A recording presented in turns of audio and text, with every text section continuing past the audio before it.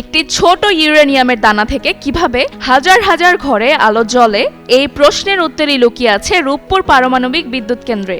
বাংলাদেশের জন্য এটি একটি ঐতিহাসিক প্রকল্প, যার মাধ্যমে প্রথমবারের মতো পারমাণবিক শক্তি থেকে শুরু হয়েছে বিদ্যুৎ উৎপাদন।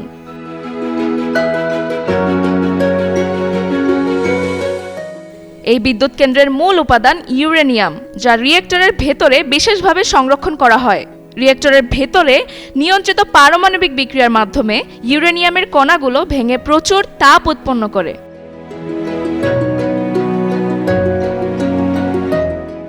এই তাপ ব্যবহার করে পানি গরম করা হয় এবং তা বাষ্পে পরিণত হয়। লেস অয়েল অ্যাবজর্ব করে আপনার পরিবারকে রাখে হেলদি। ফুড গ্রেড ম্যাটেরিয়ালে তৈরি যমুনা কুকওয়্যার।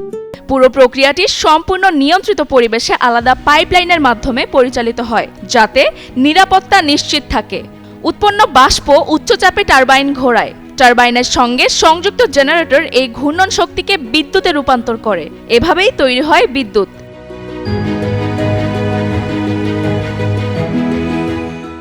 টারবাইন ঘোরানোর পর বাষ্প ঠান্ডা হয়ে আবার পানিতে পরিণত হয় কন্ডেন্সারের মাধ্যমে এবং সেই পানি পুনরায় রিয়েক্টরে ফিরে যায়।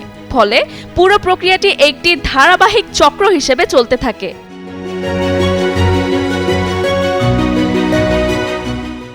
নিরাপত্তা নিশ্চিত করতে রিয়েক্টরকে ঘিরে থাকে বহুস্তর বিশিষ্ট স্টিল ও কংক্রিটের আবরণ।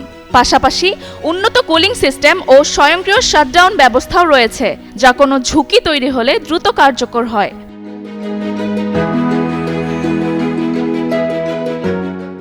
এই পুরো কার্যক্রম নিয়ন্ত্রণ করা হয় কন্ট্রোল রুম থেকে, যেখানে বিশেষজ্ঞরা প্রতিনিয়ত তাপমাত্রা, চাপ সহ সব ধরনের তথ্য পর্যবেক্ষণ করেন।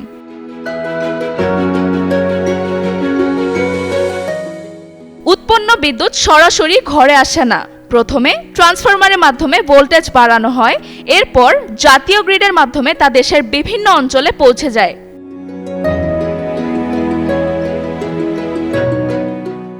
বিশেষজ্ঞদের মতে পারমাণবিক বিদ্যুৎ কেন্দ্রের সবচেয়ে বড় সুবিধা হলো কম জ্বালানিতে বিপুল পরিমাণ বিদ্যুৎ উৎপাদন করা সম্ভব এবং এতে পরিবেশ দূষণ তুলনামূলক কম হয়।